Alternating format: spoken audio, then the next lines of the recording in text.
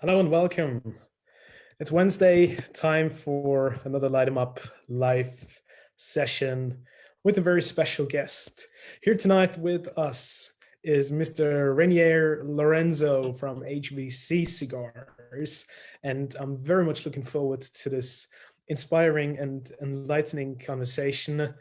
Renier, many thanks for being here with us today, and thank you for taking the time to join us and all our dear viewers, friends, and family here at the Light 'em Up Lounge. Welcome. Thank you. Thank you so much to you and your family for having me on your show. I really appreciate it and looking forward to share with you guys my love for cigars.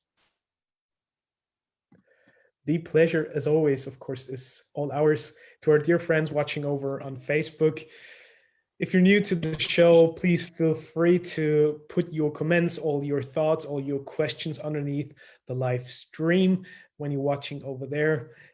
Guys, ladies, gents here at the lounge, you're all family and friends, you're regulars of the show. Please make yourselves heard.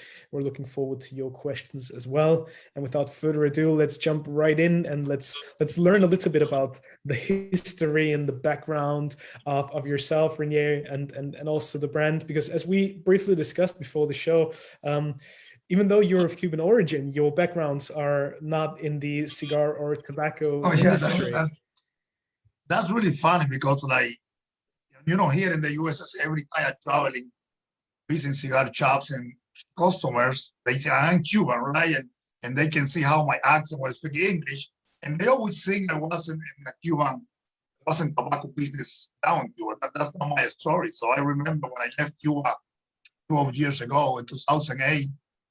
So my story with tobacco is a little different. So because my family has been working with Aganorsa for almost 20 years. So, and I remember in 2009, Eduardo Fernández, the owner of the company, the Aganorsa, they invited me to go to Nicaragua and see what he got down there. And that was the time in my life I see something, tobacco. I mean, they grow huge amounts of tobacco, one of the biggest growing of tobacco in Central America. And I really fell in love with all the process. He showed me from the beginning to the end, and I was quite like, wow, this is unbelievable. I mean, I was in medical school in Cuba. That's what I was doing in Cuba. It wasn't my first year of medical school. So from medical school to tobacco business, it's a completely big gap. I would like to say that, right? So even I know I have a lot of doctors, a lot of friends, they smoke cigars, and they really enjoy it. But for me, that was something like, wow. So in 2009, 2011, that's when I really decided I wanted to start a cigar company. And the other funny part, most of the cigar company have the name. I can put it like Renier Lorenzo. I say, well, why not HVC? And my family were like, well, what do you mean HVC? I say, well, why not Havana City? That's my city that they play. I grew up and I love it. And Havana, of course, have years and years of history with cigars. So, and that's really when I started HVC Cigars. That was the first time when we started. And by that time, I was not living here in Miami. I was living in Wisconsin. So I was living in Wisconsin. Imagine from Havana to Wisconsin, like you living, in really warm weather, really nice. And the next day you are like below 20, below 25. Wow. It was a really, I would like to say, a nice experience with me. When I came out with my first cigar, there was the HVC first selection. And I remember go to visit my clients there the first. I mean, Wisconsin, I don't know if you guys ever been in Wisconsin, not a big. And cigars, there are not a lot of cigar shops in Wisconsin. You have to drive 45 minutes an hour to visit shops there. I remember people told me, Lorenzo, I really love the cigars. I just speak really fast. I don't have any idea what you say. I love really HVC. I love this brand. So, and that was really when we started in Wisconsin.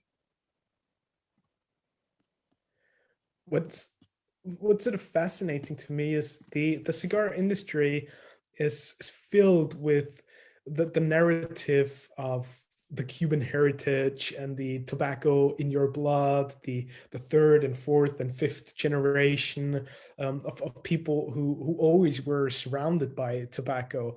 And your family you grew up pretty much, or you were born like in Camagüey, in the center part of Cuba, and then moved to Havana. Did you, with not coming from a tobacco background, ever feel like a bit strange or out of place? No, it's like as a Cuban from a non-tobacco family who still ended up in the cigar business. That's when I think about it, I say this is crazy, because it's like if you told me, like I say 12 years ago in Havana, you would have a cigar company, you would do this, I would say like, not really. I was not thinking about it, right? So, and the other part is interesting. You see, most of the cigars, the main company there is a family business, right? It was not for my family, I would not be here today, right? So it's like you say, it's really fascinating. And the other thing, like I was talking earlier today with Ian about Nicaragua. So Nicaragua today to me is the king in tobacco, and they doing unbelievable, amazing things.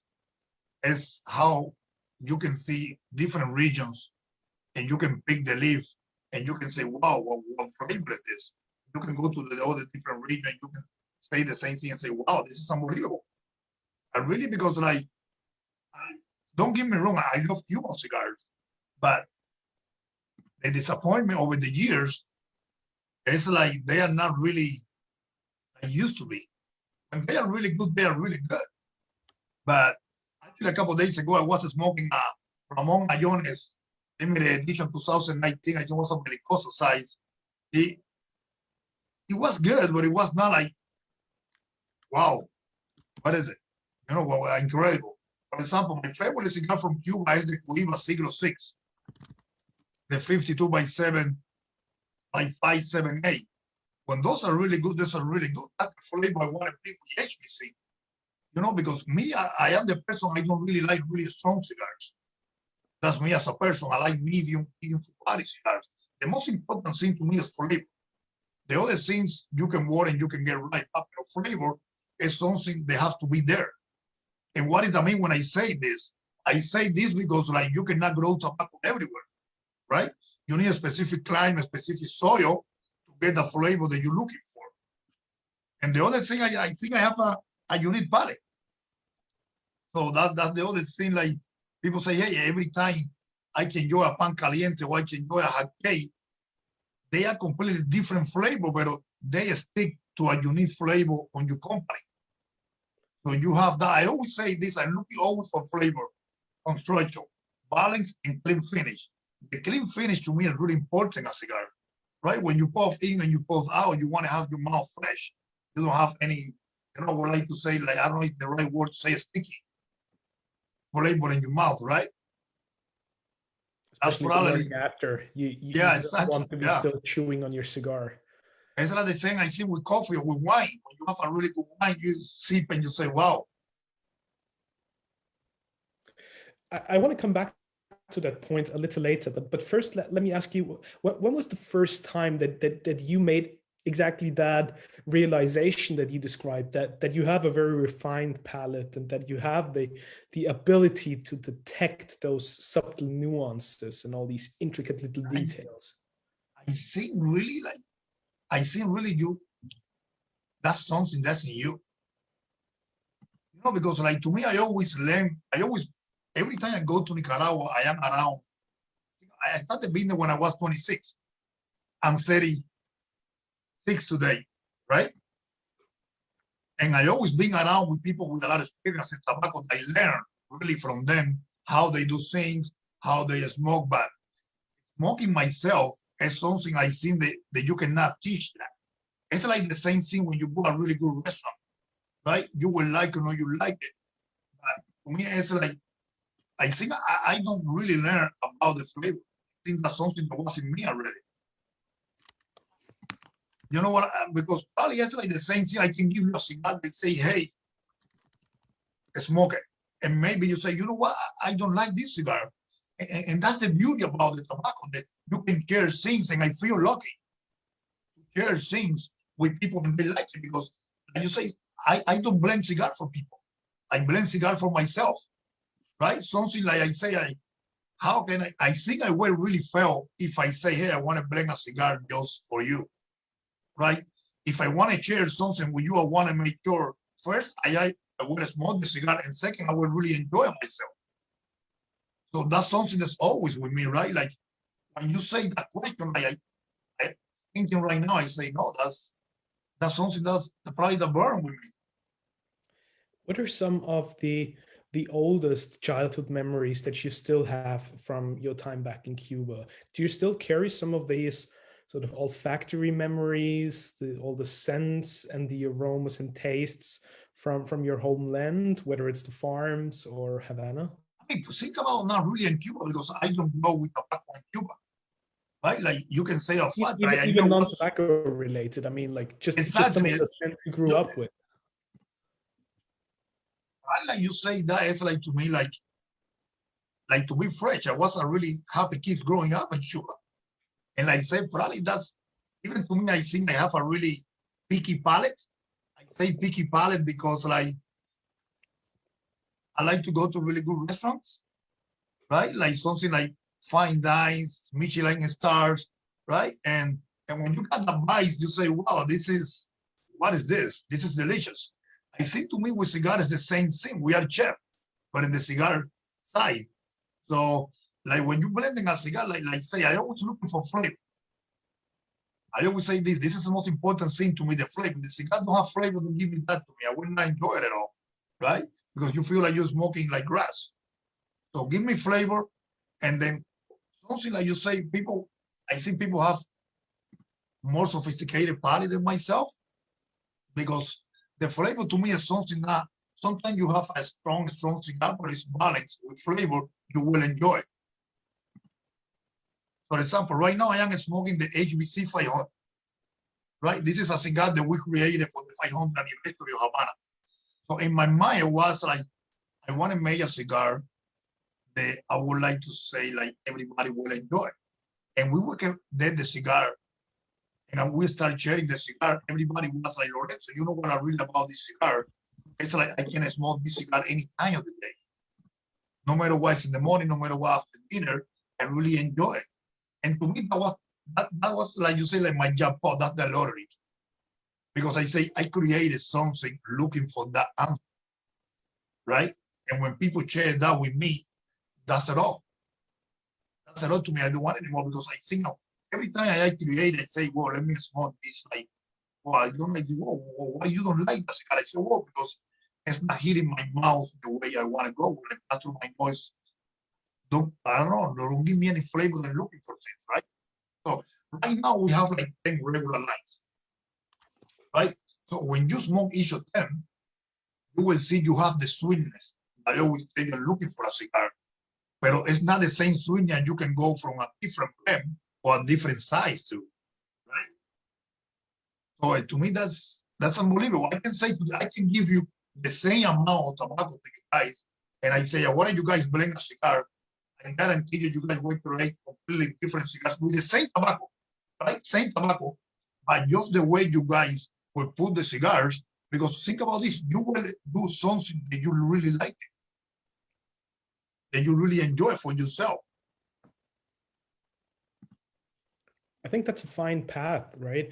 We had so many people on the show, and for some the approach is really, look, I want to manufacture cigars so that people can enjoy it. They're listening very attentively to what the market is telling them, and I'm probably trying to tailor make the cigars into a particular direction. Whereas, as you described yourself, and quite a few other people share that opinion, it's like, first and foremost, I gotta like the cigar because ultimately, what's the point, right? Yeah, that's all to me. This is funny. Like when I am in a cigar shop and I say I never try HVC, I say, well, what do you like to smoke? When I say what do you like to smoke, I don't say about the brand. I say what do you like to smoke? Medium or full body, or you are a full body guy, because it's a completely different. If you told me like, hey, I really like full body cigars, I'm not gonna give you, for example, I'm not gonna give you a 500, I'm not gonna give you a Cero or a Pan Caliente, right? I will give you something more in the medium full size cigar, right? Looking for something to compromise you, because like it's a big part of something. Like when you got cigar smokers, they say I really like something, and you give them a cigar, they say, well, I don't like, I think it's like you say you don't like it, but it's because you here in the United States, we got people that really sticky what they smoke and they don't switch. You got other people that really like to try things, right? Because we are a really new company in the cigar market. We are not a company like, like cigar shops still in the United States. They say, well, I hear about HVC right now, we're doing really, really well, but we're still a really young company. So when you give it the cigar to people, you want to make sure probably that guy, or what do you like to drink? If you like to drink a scotch or you like to drink a heavy beer, like something a cigar they use with sing with pair with. Just a quick question there, because I'm really curious. It seems that ever so often the first question people would ask when it's about finding the right cigar for them, it's probably, do you like mild, medium, or full?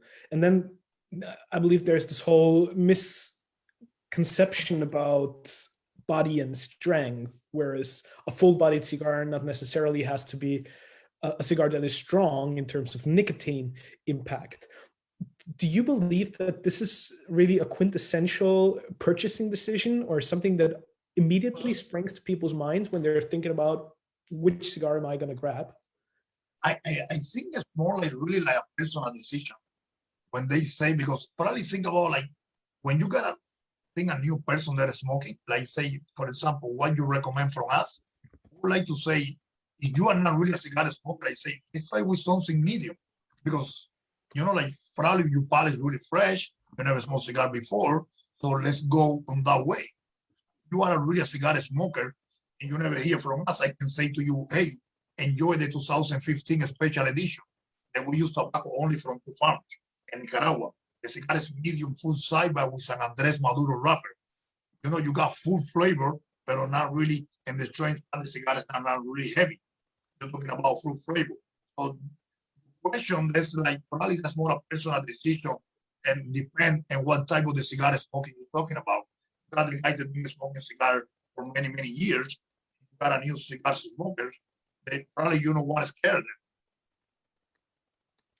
Reinier, you mentioned that you at some point in your life ended up in Wisconsin, which seems quite interesting coming from Cuba, but your background is in medical science and in genetics from what I understand. Yeah, because when my family gave me that job and I was working there for a genetics company for 7 years.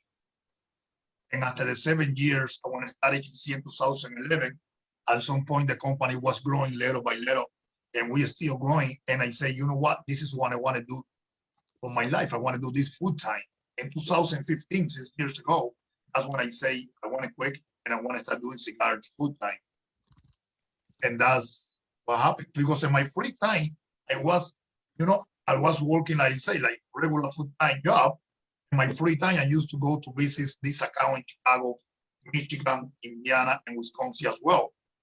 So that you can see the change in the company transition when I left my full-time job. I started dedicated full-time cigars. It was a big difference from 1 year to another at point as a growing in the cigar market. So, but parts of your family at that point were already working with Aganorsa in Miami, right? Yes, correct. How did that come about? My sister, she's the general manager of Tropical Tobacco in Miami when she left Cuba back in the day. She started working in the early 2000s. And then today, my mom and my brother work there too as well in the shipping department and the warehouse that too as well. So when they introduced me to the market, I say like, wow, I remember this is something funny. Like in 2017 was my first IPCPR, PCA these days. And I remember the first selection we came out with, I think we did it like 100, 200 boxes. I think it was like 200 boxes. I don't have any booth. I don't have any idea really how the cigar world will go, right? You have that emotion, you got that energy that you want to go out there, you want to sell your cigars. And I remember we sold probably about like 80 or 85 boxes, something like that. And like I was quite pissed off because I said, wow, I was thinking of, and I remember Eduardo say, yeah, you don't have booth, just put your cigars here with us. And by that time, I remember my family told me, hey, you gotta relax. Things don't work that way in life. Nobody know you yet in the market. And you still sell like 85 boxes. because people want to support you. But this is something that I really learned. You need patience. It's the same with cigars. And let's talk now when you say about the fermentation process and the cigar. Don't rush, right? Don't rush. Everything will take time. Like you gotta keep working hard, but at the same time, don't rush. Because if you rush something, the process will fail. Always me and the cigar, I think the long term. And now like I always say, no, you told me what is you no. I am here looking for the long road. This is not a sprint to me. I'm looking for more for the marathon. So like I say, I'm 36 years today. So I wish I hope so in the next 20 or 30 years I will be here too. So that's a challenging thing to do when it's so tempting for many people to go after a quick buck and be on the hunt for the quick success and the easy earned money, right? But I believe that's just not what the cigar industry is all about. no, it's something like really, I don't have any idea how the European market works, but here in the United States, I remember in the beginning for me it was really quite difficult to do business with people because people they don't know you, they don't know like if you will be in the market next year, right? And again, same to Aganorsa Leaf and same to my family, we able to be really steady in the market, little by little, and people more know about us today than ever before, right? So, and that's something like I always say the same thing if I were be in the retail side. Well, want to support this young guy. They have amazing cigar, but I don't know he would be in the market or maybe in the next 6 months he was out of business. That can happen, right? So for us, I think I feel lucky to have a family that support me. I can also live as well. And all the retailers are right now, we got around 600 accounts all over the United States. So it's something that I say I really like to work with people that support us and I will support them in any way. So that's little by little, step by step. Don't run, don't rush. So that's the way I think, the way I want to manage HVC for now. So we were lucky to have Eduardo Fernández from Mhm. Aganorsa Leaf live on the show a couple of weeks ago. And I mean, what an exceptional businessman he is and what an inspiring character. When you first met him, what was your impression that you got and what were the things that he inspired you to do and that he gave you besides just the actual tobacco? It's always like, I mean, you want, I feel really lucky. Always, I remember this from my childhood in Cuba. Always being around, I mean, like all the people that meet, right? And you learn a lot from these people. And like you say, every time I am down there in Nicaragua, I just listen them, right? Every time like this, because there are people that really know, right? And me, what I'm doing is, like you say, forget about the quality, forget about I like to share with me, guys, what I haven't learned, right?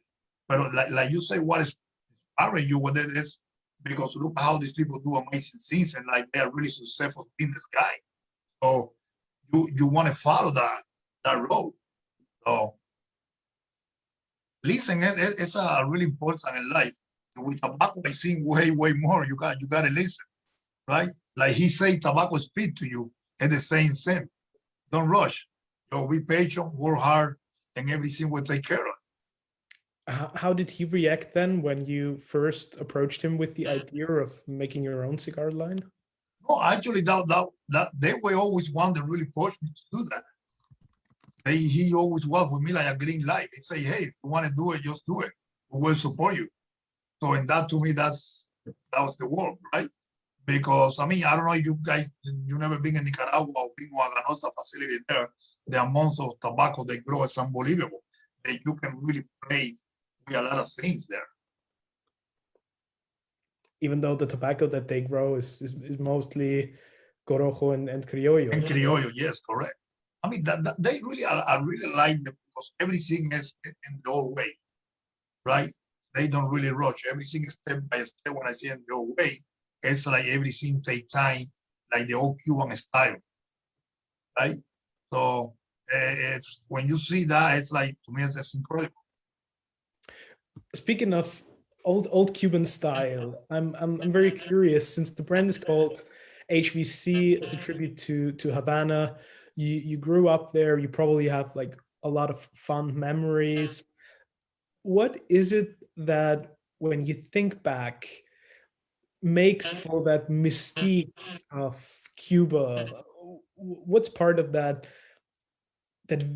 idea of the promised land that I people have have been in mind, watching. like especially here in Europe, right? The I Cuban have been cigars are still that mystique. Where does it come exactly from? like I think the market like really back in the days they were La Maca. So before like back in the day was not Nicaragua, was not DR. So it was all about Cuban. If you look the Cuban, like you say, like it's really close to the Europe, right? The architecture part, like the cigars, everybody was talking about cigars. I remember I buy like some really expensive Cuban cigars, really old, and to see what is actually, it's funny, I got in my house Sancho Panza from the 80s. So, and you say, well, what is about that? What was that so special about? Even when Davidoff started, it was with the Cuban tobacco, well, right? So before they moved to the art. And what is special is like you say, Cuban tobacco, when they are really good, they are really good. It's something that you want to follow that. So I want to give you, to me, it's like I want to give you that touch of that flavor profile, if I were describe well that, but at the same time, we want to put a touch with a little different history and a little different background from others. So we have a cigar that's called HVC Black Friday. So it's a special project that we do exclusive for Black Friday here in the United States. Every year, it's the only thing is the same as the 50 count. But if you say, well, we'll have to do HVC with Black Friday, well, that has nothing to do Havana City with Black Friday, right? But that's something that in my mind came to the idea, and we trademark the Black Friday for cigars. So, to me, it's like always you want to give you a little touch of the modern size and the cigar business. Even we want to keep that tradition, the old school. You see all my designs, it's really simple, nothing, crazy about like simple, old style, but at the same time, you got something beauty there. A quick question from our dear brother Oleg, who's here with us at the lounge. Welcome, pal. Hey, bro. Hello. Actually, I have a question. Just a quick question because our lounge almost closed. Unfortunately, I'm not just smoking HTC now, just Oscar, Live by Oscar. Live by Oscar, yeah. Yeah, so amazing cigar. But my question is, I very love HTC in more strong, in more full body and full strength cigar. The question is, could you tell me about the project HTC for cigar? You say the project, right? The HVC project? I mean, HTC, it's called HTC for cigar. No, HVC stands for Havana City. Yeah. Not for HVC cigars. That's, to me, that was like in my mind, we were talking about the show before, if I got your question right. It's like why I don't put my name on it, because I put the name of the city that I grew up, that I have really love with. Okay, is that your question? Yeah. Yeah, that's perfect. Yeah, because I mean, in the beginning, I was like, I don't know why Reinier Lorenzo. I don't come from any background in the tobacco business, right? So why not HVC that stands for Havana City? Mm-hmm. So actually amazing job, and it's actually for now it's very rare who was and who is stay in the business, cigar business, and I'm really following in love to such people like you. Thank you so much. I really appreciate it. Thank you, and have a good night from Ukraine. Thank you, I appreciate it. Thank you. Be safe and well, Oleg. Always a pleasure to have you. And thank you, Reinhard. Don't leave them to have the shop open over time just because we're at the Light It Up Lounge. Your start so late. Yeah, sure. With the time change, it's difficult to please everybody, but we're trying. And you can smoke in your kitchen, but I cannot. Fair enough. Fair enough. Renier, another question that came to us from our dear friends over at Cigar Culture Live on Facebook was, I shall ask you about the super secret new cigar that you are planning to come out with. I guess it's probably not that super secret anymore, or at least it won't be for much longer. I mean, this year, no, this year it's quite 10 years, right, for us. We're working on a free project for this year. So we have the TPE next month. So we have a few projects for that. And then we have the 10th anniversary. I want to present at the PCA this year in July in Vegas. So I think people will really enjoy it. It's quite it will be a special cigar. It is already, it's in the making. So, and then we got the Black Friday every year. We do that. And this year is, I would like to say it's going to be a bomb this year. For the HVC Black Friday 2021. We're going to use a unique leaf this year that's quite rare now in the market to find it. Now we put it away. Fair enough. We'll have you back, Reinier, on the show so you can publicly announce it then. Fair enough. You got to keep certain secrets to yourself. That's perfectly fine. But when we speak about leaves and special tobaccos, the clean finish that you are looking for, first of all, I would love to know complexity and length, like to have an evolution on the palate, and that the cigar has a beautifully long aftertaste, almost like a good wine that has a prolonged finish.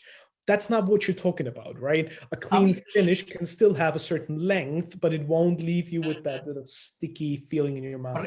The first thing is like the fermentation has to be right when you're blending a cigar, because if the fermentation is the right in the leaf, you will not get, to me, the clean finish that you look for, right? So, and the other part is like when you blend the cigars, probably you can find some tobacco they fight into each other.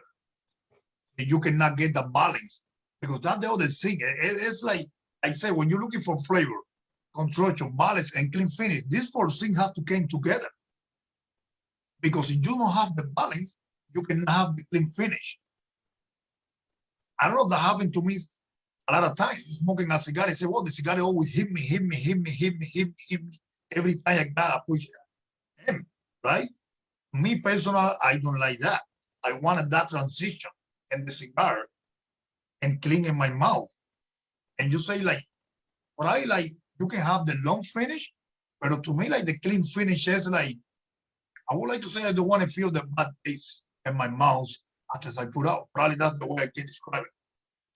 So that would then come down to the fermentation process primarily, and the way the tobacco is probably aged or kept in the fermenting process for a while. Correct. Is that something that you're specifically looking for when you're sorting through all the tobaccos of Aganorsa? Every time, this is always like you say, now looking for, every time we go out to Nicaragua, we smoke the pilones, right? To make sure how the fermentation is doing it. But at the same time, before even we blend the cigar, we smoke the leaves themselves to make sure the leaves are ready to be blending a cigar. And a lot of times we try it, we leave there ready, and the blend don't come together. As simple as that. So sometimes you gotta switch from garlic to onion, and sometimes you gotta put a little more of pepper on it to get the flavor that you're really looking for. Every time I say this, to me, when you blend a cigar, it's like cooking. I love to cook. So when you have a recipe, don't change. You have a dish that's works perfectly fine and everybody enjoy it, stay with it. But you have the right ingredients to do that. So for people who start in the cigar industry, I believe that's one of the quintessential challenges to have access to the best quality leaf, to get the very best raw material to work with. Having had those relationships with Aganorsa probably was a bit of a kickstart for you, or made things easier at the beginning. I think to me that was a luck. When you look at the history they have, it's a luck, because I don't know how things would be if I wouldn't be able to go to Aganorsa and pick what I really like and blend with. So that's something I'm lucky right there, I think. Was it difficult for you to then introduce other ideas and other tobaccos as well? We before mentioned that Aganorsa primarily works with Criollo and Corojo. Then you came up with the broadleaf idea. Was that actually a first for Aganorsa to work with broadleaf? Yes, that was the first broadleaf that came out to Aganorsa. Was a project. Actually, today the cigar is still in Macore because broadleaf in the market is really hard to get it right now. And finally, we get it. We'll be back next month. The HVC first selection broadleaf.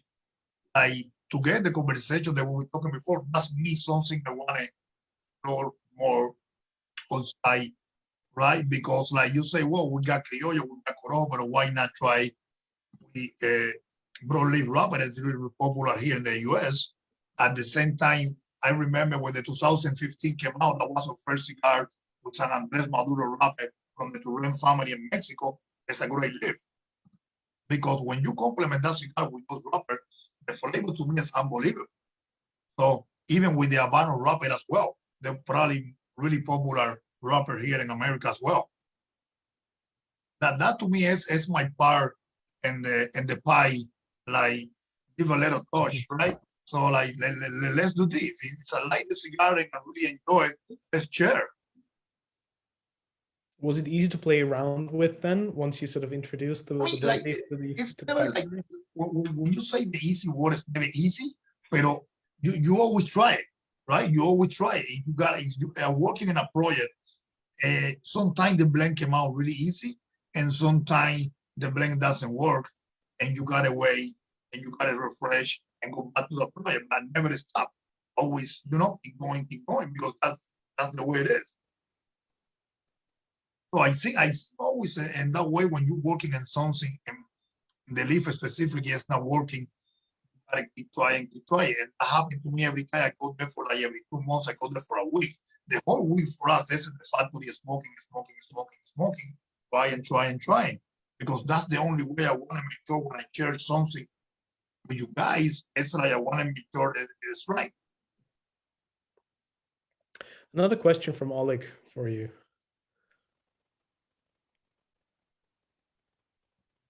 Yes. Just before I leave, actually, it's interesting question. I met several people also from US, and they said if you need to improve the quality of cigar, you need to take weight criteria, weight of cigar. If the cigar is heavy, it means more tobacco leaves inside this cigar, and it means more quality cigar. I always said I actually disagree about this, but interesting thing about your opinion, because cigar can be wet, and we cannot talk about the cigars with garbage inside, like palm leaf, etc. We talk about normal and premium cigars. If we took two same quality, almost the same quality of cigars, but the same level of cigar, but one of these cigar will be more heavy than the other. Can we talk for a basic level of knowledges for basic users, basic aficionado of cigars? Can we talk about this? I mean, like, think about this is by the Cuba standard. Every cigar, by the length and by the round, the cigar have a specific way. So if you go to a Aganorsa factory, every roller have a way in front on it. So every time they do the bunch it, right, they have to weigh the cigar. Make sure you hit the blend, want to be in that specific.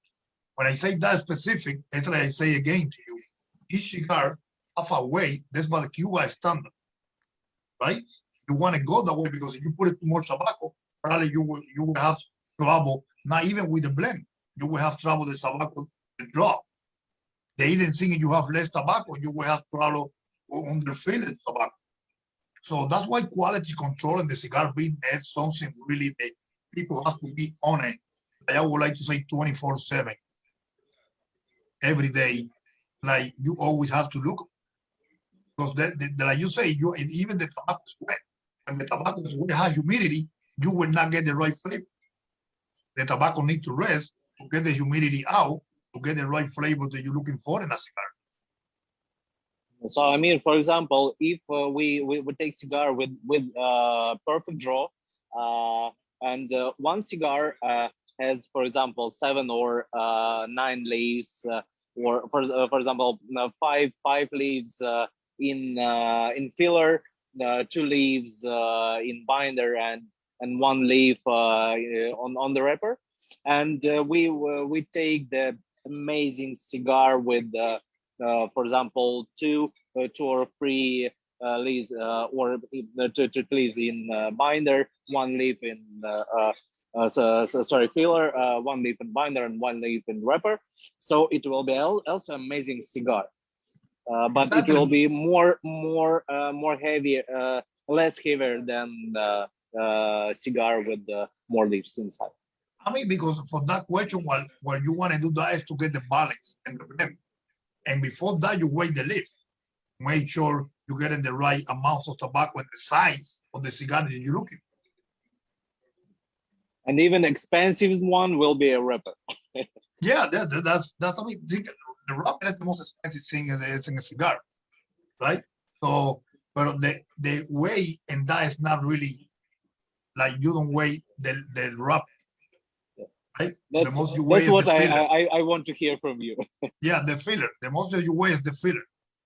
If I remember correct, I believe it was Reinier Ramos who introduced the scale to Aganorsa's Exactly, yeah. floor, and the method of weighing the bunch in order to keep the consistency, right? Because that's like really the old Cuban style, the way they do it back then. Well, when he was in charge of the production in the Rio there. So, and that play a big role. That play a big role. And the blend of the cigar and the way the cigar smoke. How was it like for you to work with Arsenio? He must have been such a special man. That guy, he can bring anything. He taste was so unique, because think about this. For him, I call him really a true master blender, because when look at Aganorsa, how many cigars does for a lot of people, and always he was the guy taking the tobacco. This is not ready. This is the one that we want to play with.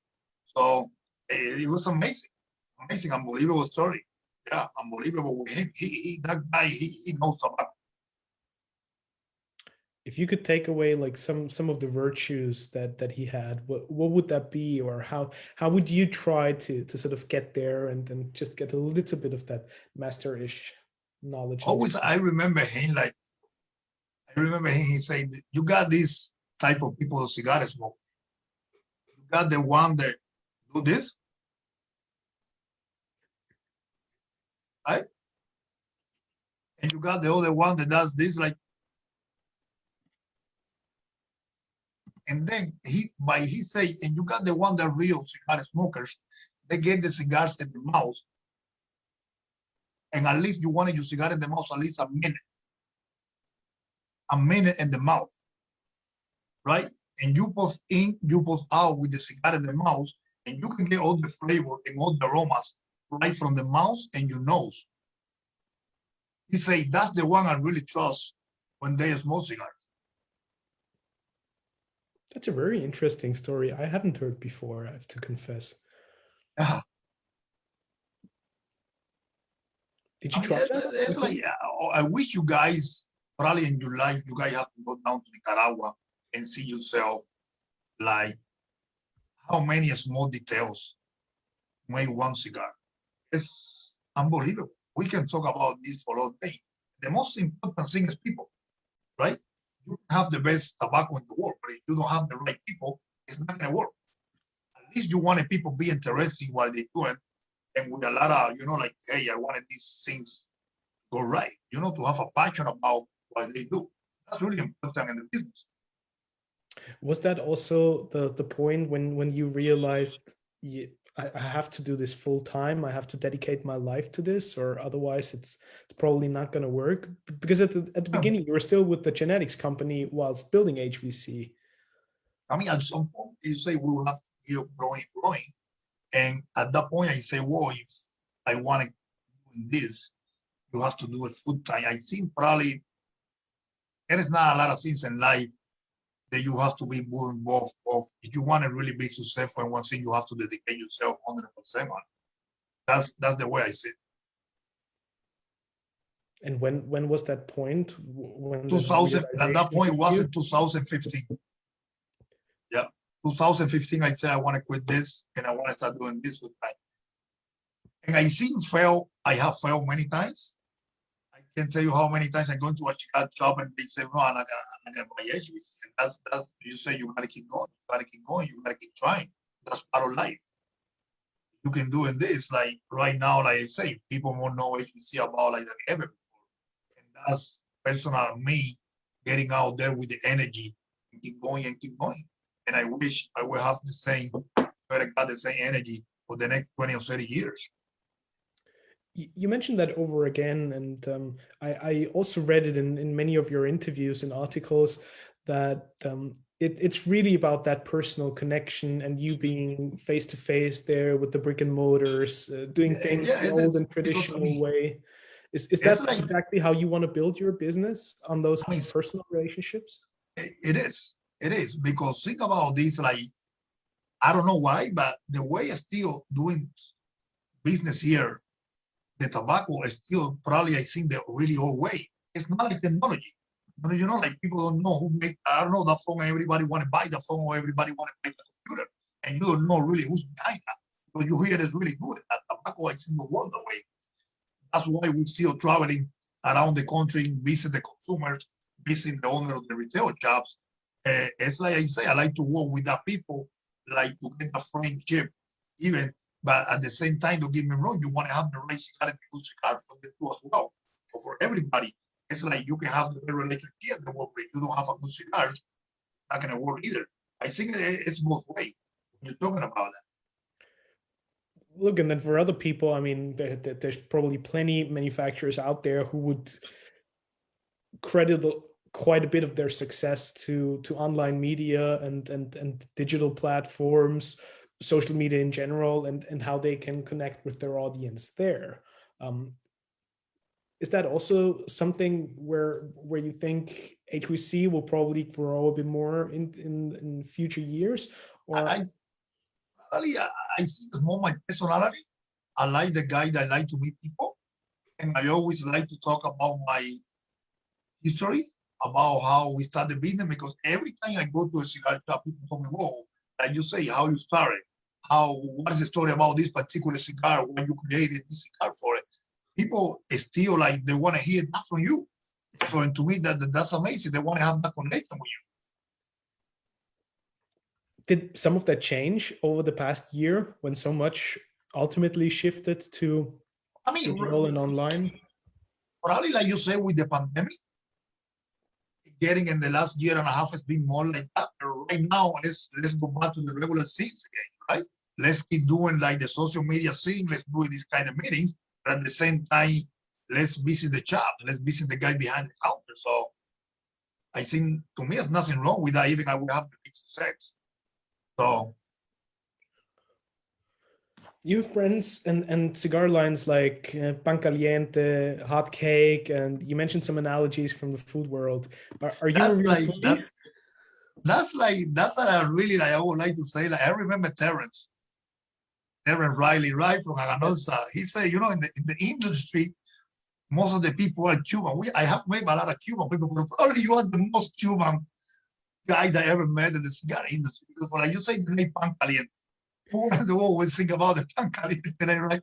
I remember when I was in the factory, they said, well, what name you want to put it in? I say Pan Caliente. They, what do you mean Pan Caliente? I say, yes, Pan Caliente. This is a cigar that we made as a really, really good cigar and a really good price point for the market. Pan Caliente for us is a really popular slam in Cuba that we sell when something sells, like they sell like Pan Caliente. So when we trademark that one, we got the American version like hot cake. And we did it the hot cake last year, and it's been a run for us. And not keep it in stock. So it's something like always to me, like I say, I always look in Havana City, what is behind, even with the San Isidro, that we have the neighborhood of San Isidro.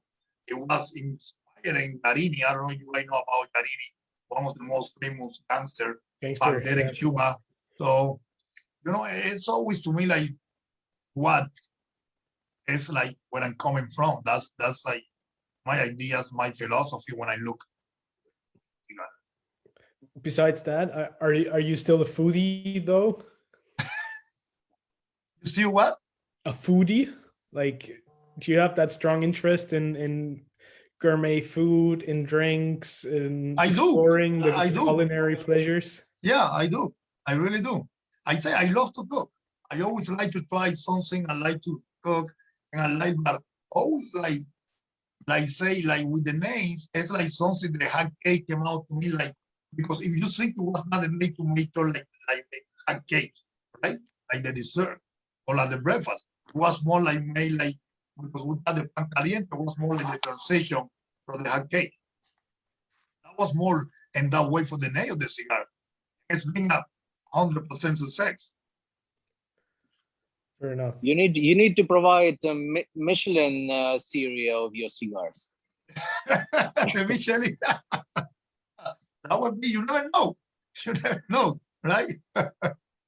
Or better.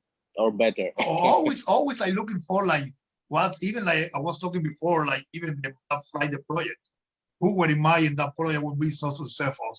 Every year we came out with the cigar that we sold out in a day. So, and it's always a unique cigar in that way, but at the same time, it's like who would think like a HVC Black Friday? That was something that came out and we did it, and it was great. It will be a good pairing of food and cigars. It is great. I mean, nothing can be like probably a good wine or good coffee with a cigar. So a good experience. Always me personally in my house, in the patio, I like to sit down, relax, even myself. Sometimes when I want to really enjoy a cigar, I do it myself. Right? At the time, I got to think myself and enjoy a cigar myself. That's the most time probably I get most of the flavor out. Because when I am in the conversation, I smoke the cigar, I really enjoy the flavor, but I'm not really paying attention 100% the cigar I'm smoking. So sometimes even myself, I really enjoy smoking myself. You know, I have actually. I'm sorry that sorry to interrupt you. I had an interesting experience when I smoke KFC cigar from New State in steakhouse restaurant, and after I finished my cigar, the sellings of steak high 3 times. Okay. Did they pay you commission, Oleg? Yeah. I don't know if that happened to you guys, but this happened to me a lot of times. Every time, like sometimes I got some type of the dinner, and it's a specific cigar, depending on what type of the dinner I have, I want to go. So if I have a steak that has something really heavy, I would like to go with something more in the medium full size. So lately, really has been doing that. Even in the morning, I like to start something more in the mild side, or depend really how the wheel. But most of the time, something more in the mild side with a coffee, just to start the day with. Renier, I believe you're now manufacturing around 250,000 cigars. Is that correct? Somewhere in that. Correct. Ballpark? Correct.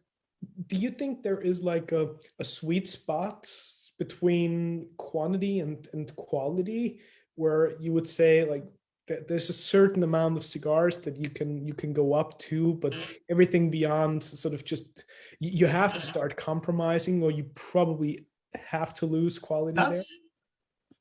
Really, to be honest with you guys, I never think about the numbers. When say about the numbers, probably I will be the worst person for business. But behind the numbers, like you say, probably I will be the worst person in the business. Because like to me, it's like I want to keep the quality first, then probably the numbers came out later. I don't think really, because with the amount of tobacco that Aganorsa leaf grow, you can say, hey, I want to make millions of cigars. But probably, like you say, you're going to start compromise quality. And probably you can go like this really quick. To me, quality has to be first, right? That's why I say I don't think about right now. We're really comfortable doing this number. We really grow really organically and really stable every year. Like, I don't know, maybe 10 years from now, you can say, hey, we're making millions of cigars, but the quality and the consistencies are the same when we started. So that's something like really like, I don't get more like say, hey, this year I want to sell like 2 million cigars. Like, me first has to be quality. And let's give the consumer something really right. And they will really enjoy it. And the other thing that right now we have quite a few on back orders because and people come and say, hey, what's going on? I said, no, hey, this is what it is. You have to wait. I don't have problem with that. So because I want to make sure every time I deliver something to you, it's perfect. Did you have sort of a vision at the beginning where you thought about this is where you want to be with the brand after like 10 years or 15 years, 20 years down the line?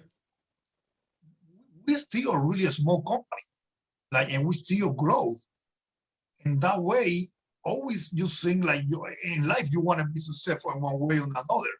If you have the right type of person, right? Because like you say, well, I want to do this, I want to create my own brand, I want to create my own business, and I want to keep going. But success to me is like when I give you a cigar to somebody and like I said before, they really enjoy it and they like it. That's to me a success. Yeah, you're absolutely right. And I can fully relate to that. But, you know, there's different approaches, I guess. And some people always go into something with just a clear business focus. They have all their numbers figured out and they really know where they need to be. Exactly. To me, for that part, I leave that to salespeople. Right? I leave that to salespeople when we have the meetings. And for me, it's like more on the tobacco field, like more focused on the cigars. So, like I say to me, probably I will be the worst sales guys out there. So, because yeah, I'm really focusing and these things like you can take care of the number, I will take care of business. So let's probably take a sneak preview into the future based on the things we are passionate about. Less the numbers, but really the smoking experience. Are there still particular taste profiles that you're looking for that you haven't brought to the market yet, but you would like to? And secondly, are there specific types of tobacco that you would still love to work with? Always to me, it's like I always like sweetness in my cigars. I mean, I'm talking about natural sweetness, right? It can be a blend that would be pretty interesting. It has to be completely different from what I have in my portfolio. But at the same time, I need that unique and the HVC, the sweetness that you're always looking for in a cigar. You can say, well, probably what kind of sweetness you're looking for. It's quite a lot of different sweetness in a cigar, right? You can have a Connecticut cigar, really mild cigar. If you have the palate ready for it, you can still experience that sweetness in the Connecticut cigar. Even you can do with the broad leaf, you can do with the San Andres, or you can do with the Corojo wrap. So it's different type of sweetness. But to me, I want to make sure it's different from if I give you, like I say, a pan caliente, a 500, I give you a San Isidro. You say, maybe you as a person, you say, well, I like this more the other ones, but you're right when you hit it, this flavor profile that you described to me. And the other thing that you say, the leaf, to me, when I came out with the broad leaf, it was like a boom, it was a grand slam. And then we began backordered for about a year and a half, or I would like to say almost 2 years. Year and a half, I would like to say, because it's very difficult with the glow broad leaf. So, right, so, and I use only the Connecticut broad leaf, right? So it's really expensive in the market, not a lot available, and people have to wait. And then I like to try later on with some with Cameroon wrap. I'm sorry, guys. I like to try something with Cameroon to see how we come out with a cigar with Cameroon wrapper. But it's something again, if I do something with Cameroon, it came out right, and it's a hit. And then what about a Cameroon wrapper? Boom, explode in the market, and you cannot get it. That's something that you have to be able to come out with something that you want to be stable. Because if you think, like I say, we have 10 years in the business, and we don't have a lot of cigars. When I say a lot of cigars, I have a lot of lines. We have only 10 lines. It's because we want to be really consistent all around, right? And we want to grow with the one because it doesn't make sense to me come out with a new cigar every month. Can you elaborate on the element of sweetness a little more that you mentioned before? I mean, there's certain tobaccos that you can play with, like Yalapa, that always brings sort of a sweetish connotation to it. But do you then really play with the fermentation, or where do you bring in that signature sweetness? It is like you say, for example, you're talking about Jalapa region. Jalapa region, my favorite region in Jalapa. I always compare that to Pinar Rio because the soil is quite similar and the tobacco is more smooth, more delicate. And then when you bring that to Esteli, you got the tobacco more raw, more spicy, more heavy. So, and some places we use a lot of tobacco from Esteli. You got sweetness, but at the same time, you got spicy on it. You got more heavy in that profile. Probably, I don't know the right words to say, like when you go to the Jalapa, you kind of make more delicate, more smooth, right? Probably the sweetness is not really pronounced on that way, but at the same time, you still got that nice sweetness, not the sweetness that you got from the Esteli region, right? That's probably more pronounced, more heavy, more spicy, even you got the sweetness into it. I mean, that's the way I would describe. Probably I don't have a lot of words to describe, like I was saying, to me, at the same, I really like, every time I go to Nicaragua, I bring with me chocolate, really dark chocolate, in my palate really well. So, but it's the same, you try a Godiva 90 or 95, if you go to the 80 or 85, you can see you have a different type of sweetness. The more you go up, probably you got sweetness, but it's more like bitter, right? Because you don't have a lot of sugar on it. You got more cacao concentrate on it. So that's, to me, that's probably the type of sweetness I will say that. Renier, when we're coming closer to the end of our wonderful show today, and what an inspiring conversation this has been with you. I'm curious, is there any chance that you could imagine manufacturing HVC cigars outside of Aganorsa leaf, or have you probably looked into other options of having your cigars manufactured as well? I mean, probably right now, it's like we're doing really well with Aganorsa brand. Probably later on, like we're looking for me, I always will work with them. Like if I want to do a cigar, it has to be myself, right? I will put in my own factory later on, I will start doing that. But for now on, there's like just you working with Aganorsa, we're doing great with them. I never think like really like, no, I want to make a cigar with this specific manufacturer because I hear great things with them. So that never been with me. Is part of the terroir, the expression of the cigars that you have also the factory, do you believe, or is it primarily like the origin of the raw material and the people who put their effort into blending the cigar? I mean, it is when you say that, is the whole thing. You're talking about the people, you're talking about the materials. Like I said, we can have the best materials in the world, but if we don't have the right people, it's not going to work. Same thing, we can have the best people in the world, we don't have the right materials, not come out the way we want it to. So when that question is the whole, to look at the whole picture, and the people behind on it, and then the materials on it. So it's, it's the whole thing has to come together. For all of you guys watching, I would love to let you know that next week we're also in for another treat. We're changing things up ever so slightly, and we'll have a wonderful array of multiple guests joining us next week. We'll have nice. Dave Garofalo from the Cigar Authority. The Cigar Authority, nice, very nice.